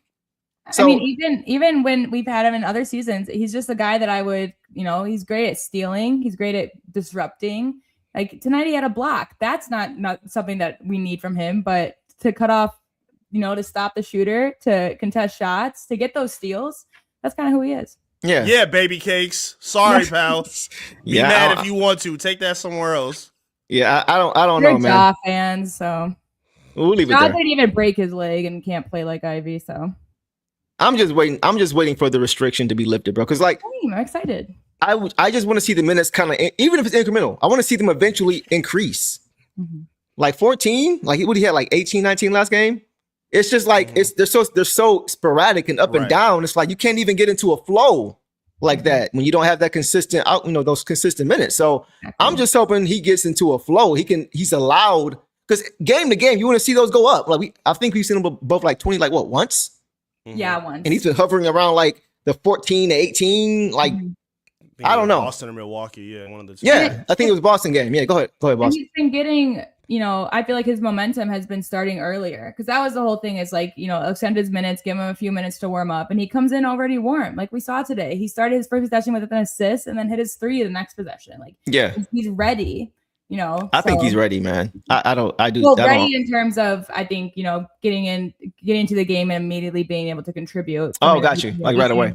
But yeah. I just can't, I'm not his doctor. I'm not physician. I can't just be like, yeah, he's ready to play a full game, because I don't know. Because like Eric says, there's a lack of transparency in some areas. Well, Baby somebody Cakes said is it. the doctor, so it's, he knows more than we do. It's hard. right. Yeah, Baby Cakes got the scoop, clearly. It's just for me, even if you're gonna have him on a restriction, to go a full quarter and not play him, to me, that's the puzzling part. Like we've seen him in, I think, back-to-back games where he hasn't even snipped the fourth quarter at all. I don't get it. I don't get that. Even if you're gonna spread him out, 3 a quarter or 4 a quarter, to not see him at all is puzzling, especially when you already have 14 going into the fourth quarter. So I don't know. That's strange for me, but hopefully we get something on that soon, because it is a little frustrating, bro. Like it's very frustrating to see him play, to be one of the best players tonight and not even play 15 minutes. It's strange to me. So we'll leave it there, guys. Let's go to our last guy, Dana Shinkins.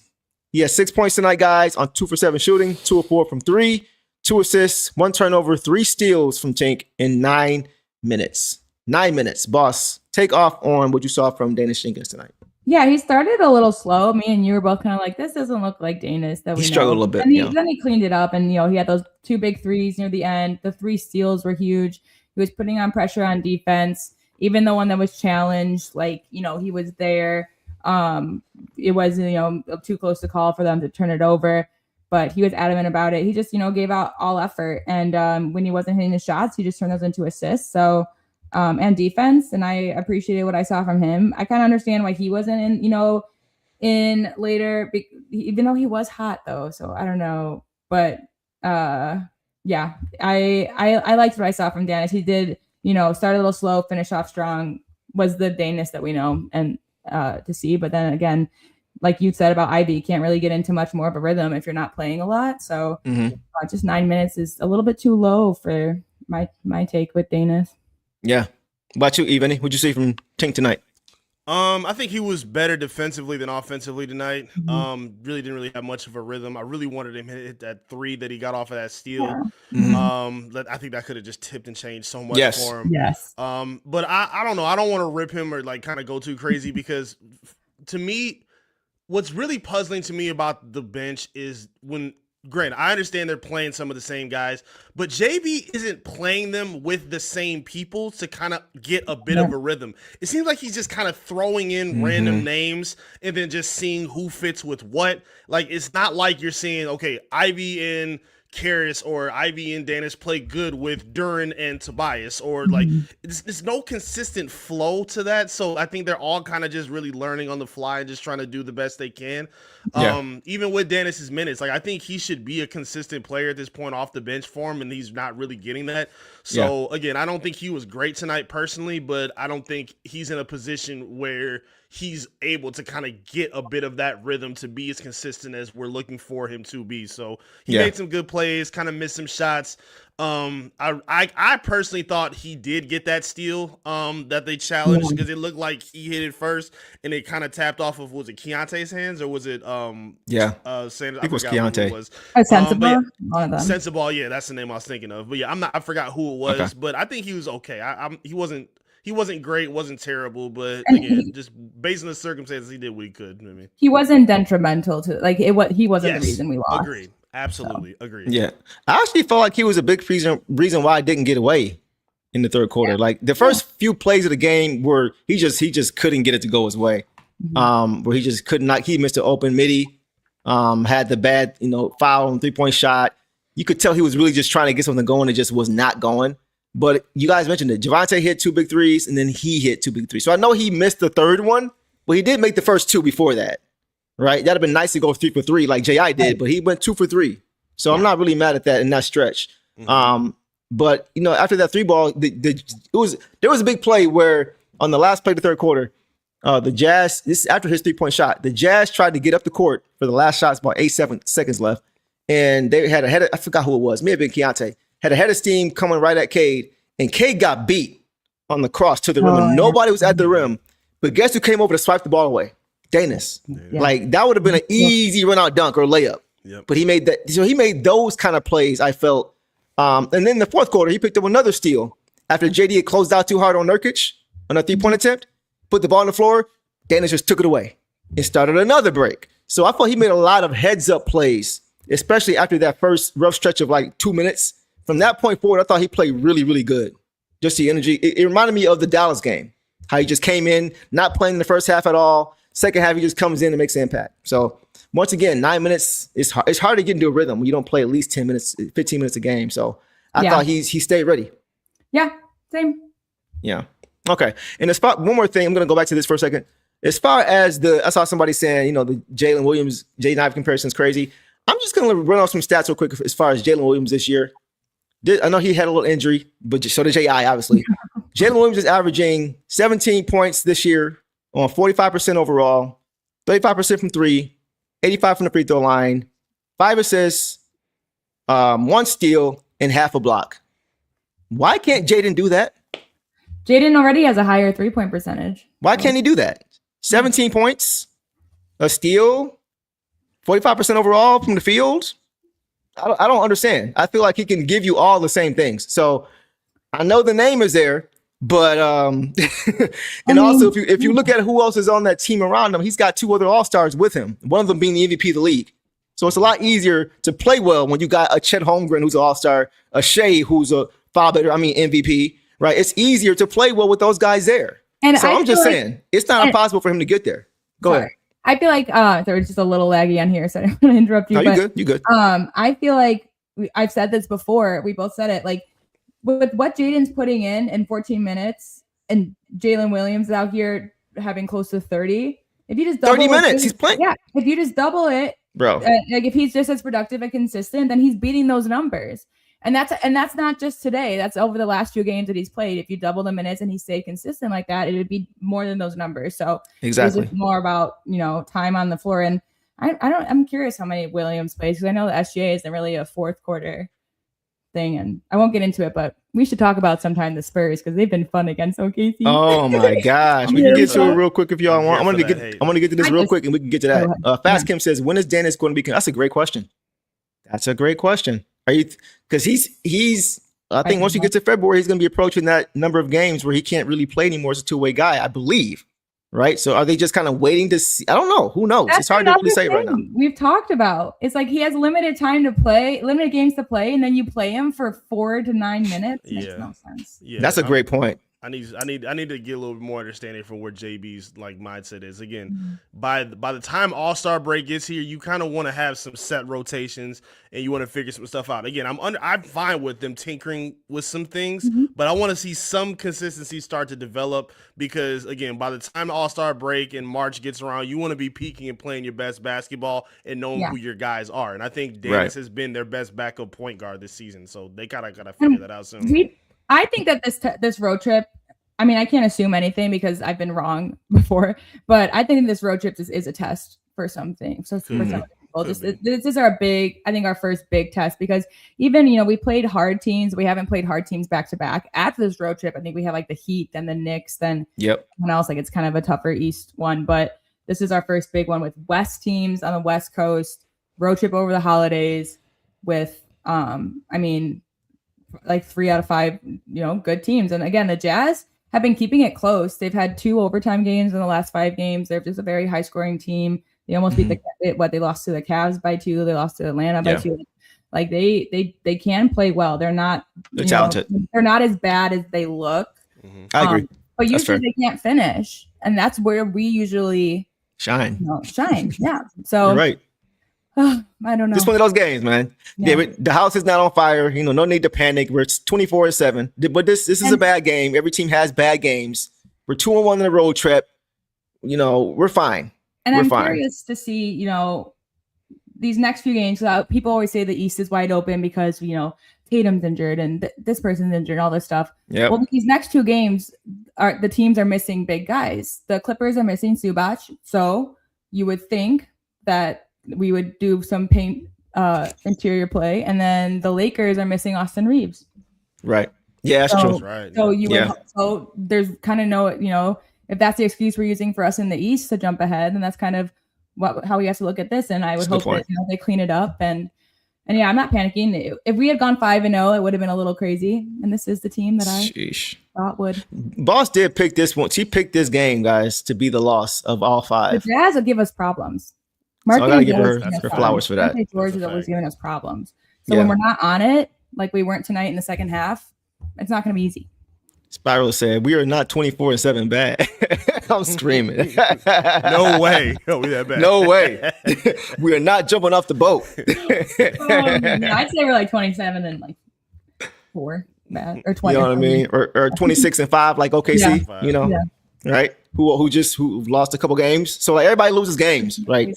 Yeah. There's no need to overreact. We want to win every game, but it's just not gonna happen. Not gonna play it great.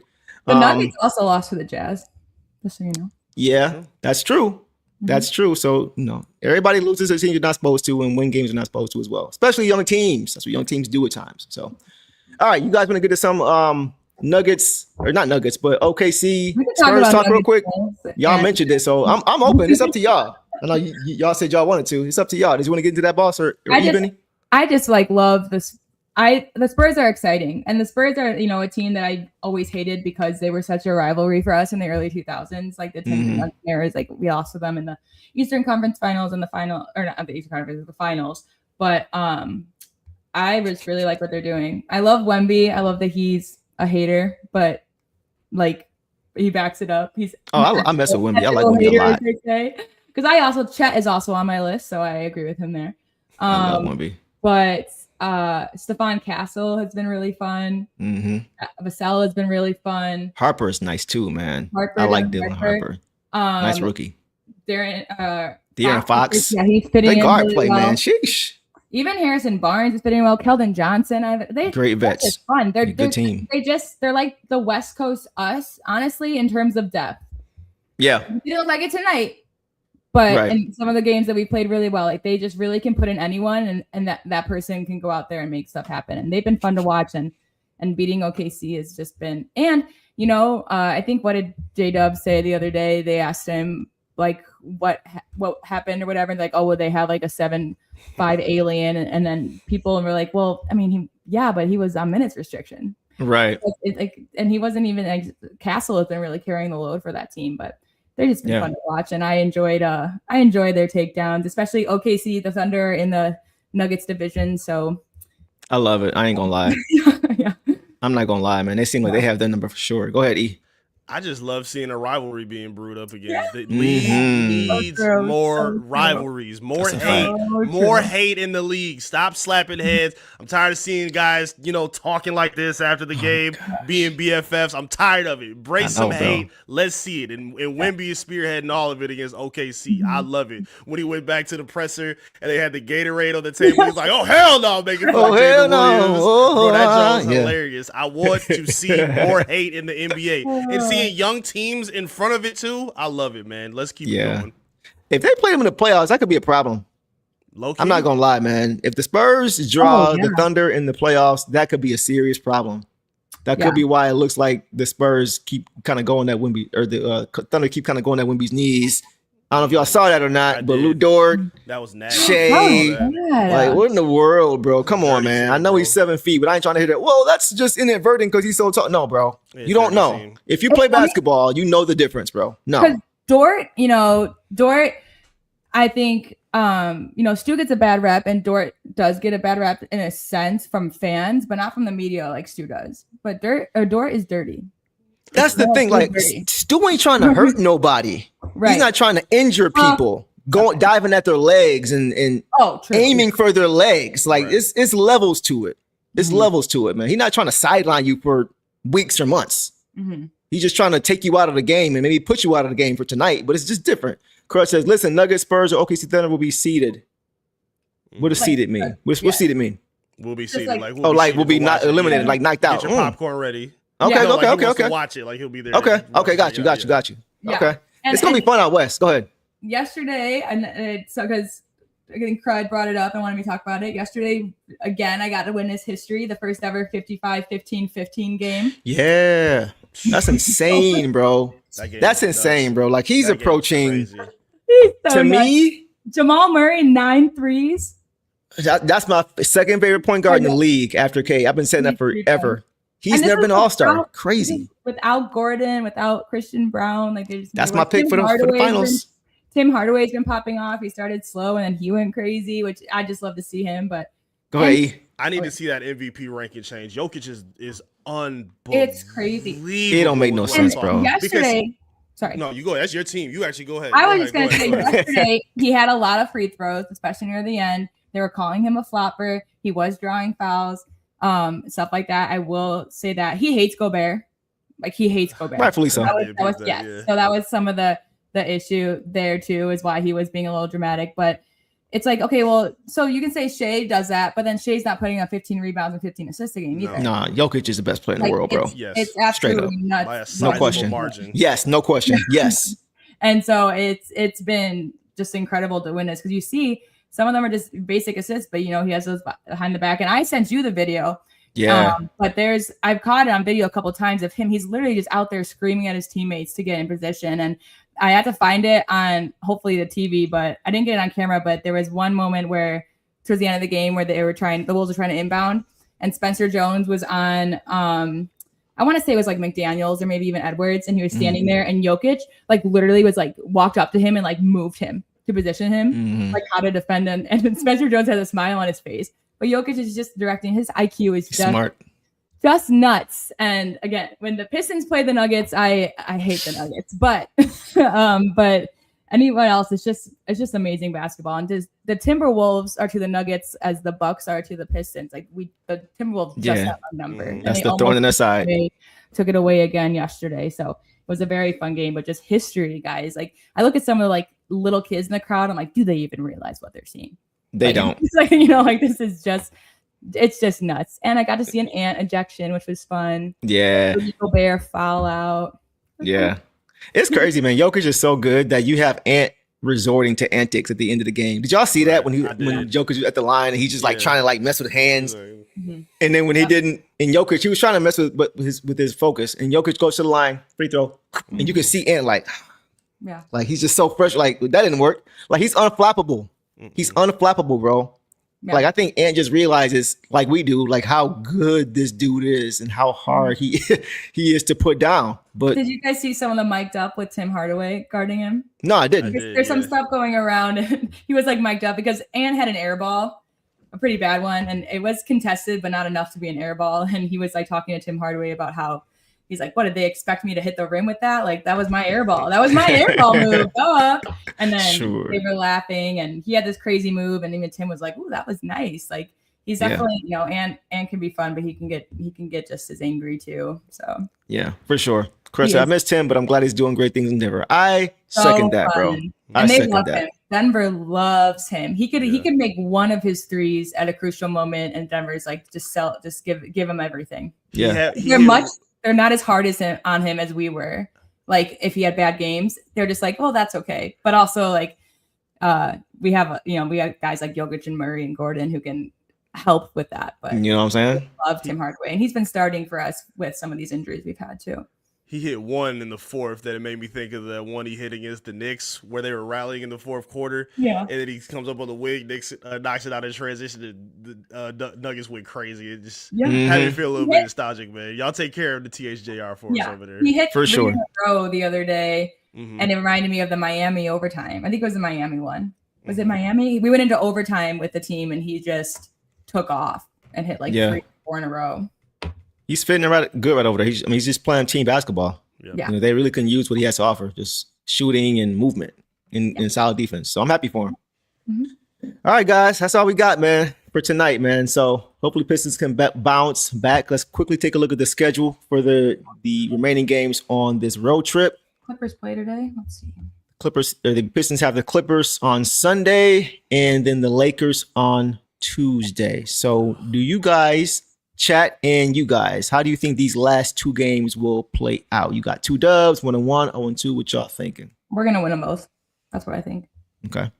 And I think because we're gonna bounce back big from this game. This was not good, and I don't see us going 0-2 or 0-3 in a row. I think we at least have the Clippers, and I have good sense about the Lakers because the Lakers just lost pretty badly. They play, and I've watched. Oh my God.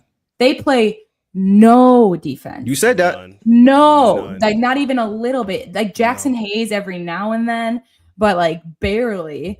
So if we can't play defense like we played defense tonight, but the last few games, the way we've been playing defense, we'll just run over the Lakers, honestly. Yeah.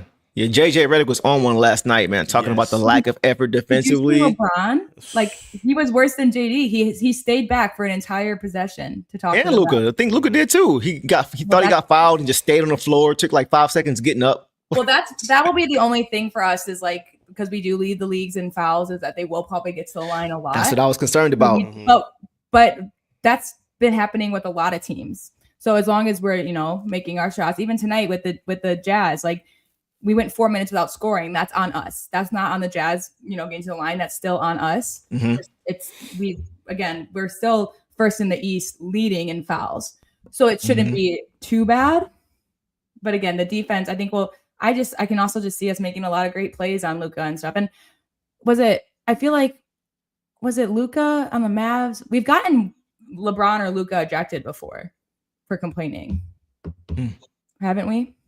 I don't remember. I don't think so. Not that I recall. I mean, maybe. Okay. But yeah. I got them winning both games. I think, like Spiral says, we definitely need to run against the old Clippers. Got to get them old knees popping for sure. The Clippers won tonight, by the way, against the Blazers.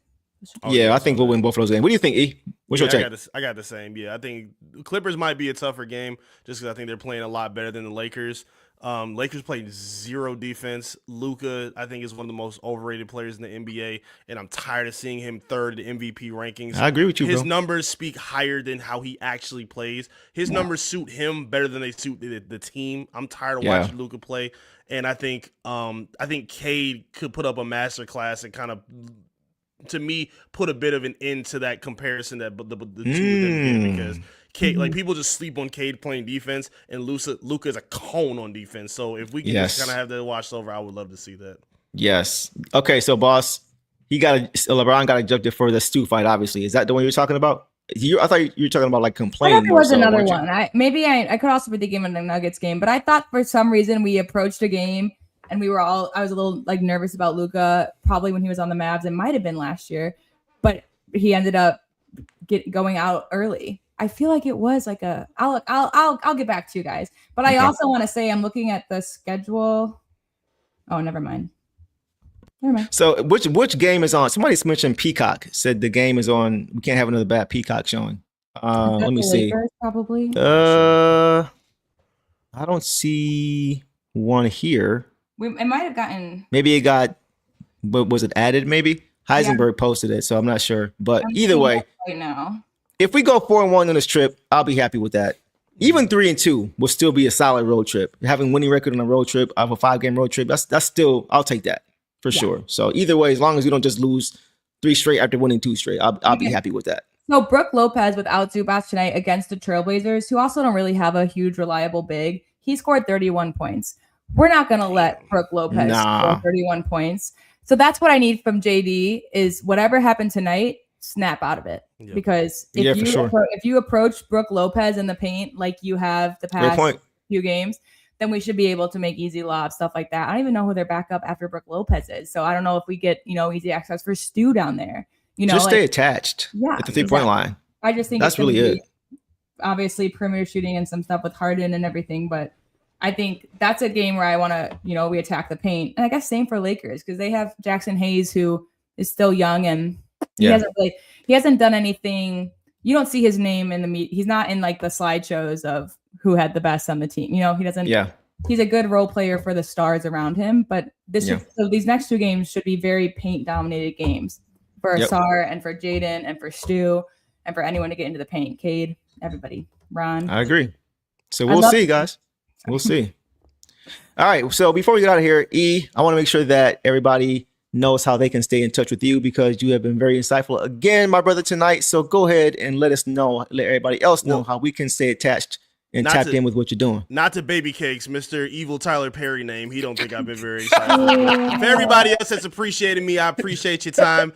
Tap in with me on all social media at I am Eric Vincent. You can follow my YouTube page, Top Title Detroit. And you can, of course, follow all my beat reporting on clutchpoints.com and all Detroit Pistons away games. Again, I don't travel with the team as a beat reporter. I stream all the Pistons games and give my little commentary on liveonassist.com. You can follow me on there as well. I'll be having a nice breakdown of Baby Cakes' favorite Easter outfits coming up soon. So make sure y'all tap in with me there. Appreciate y'all time. Love it. Shots fired, bro. Oh, man. So I know who won't be there. That's cool. Man, y'all got this dude. Grown man named Baby Cakes. I'm not taking that serious. Sorry. All right, man. Y'all, that's Eric went in for no reason. I'm screaming, man. All right. We're going to leave it there, man. We're going to leave it there. So listen, guys. The Pistons play the Clippers in the next game. That is going to be on Sunday on the road. So hopefully we can rebound and get a dub there. But as always, guys, we appreciate you guys showing up and showing out as you guys always do. And we will holler at you guys Sunday night post game after hopefully the Pistons get a W against the Clips. So without further ado, y'all know the drill, man. Appreciate y'all. In Detroit versus everybody. Peace. All the dirty work, all dog. I'ma dive on the floor, go try to block every shot, and I'ma be physical with you the whole game. You know Stu gonna be physical with you. When you think of the Pistons, you think of just hard work and just gritty basketball. That's just the identity you gotta have when you put on that jersey. I'm not your average breed of canine. Not a good dog, I'm bad boy for life. I set the tone, don't care about no tick. Let it be known, I get my respect. Come in the lane and see I don't bluff. If you retaliate, that's on ya. Talking pundits, I hear you're ashamed. Talking that chop, you must want this way. Tryna tell ya, if the dog palm, mess around, find out,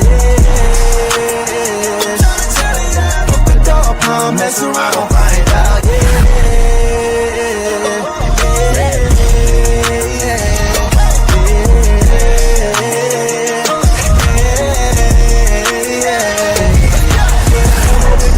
For some barbecue sauce, boy, you better crop a hill, cause I'm like that. When you're ready for some barbecue sauce, boy, you better crop a hill, cause I'm like that.